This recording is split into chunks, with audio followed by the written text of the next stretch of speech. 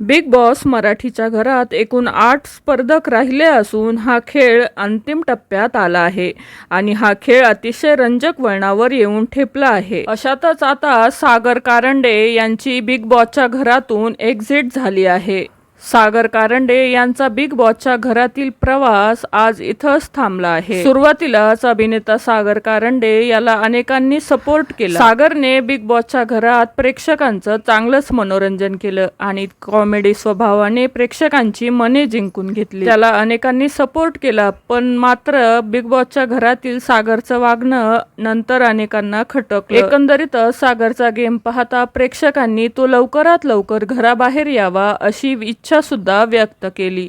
त्यामुळे सागरला प्रेक्षकांचा पाठिंबा कमी प्रमाणात मिळत होता। परिणामी सागर कारंडेला आज बिग बॉसचं घर सोडावं लागत आहे। सागर कारंडे आज घराबाहेर जाणार आहे।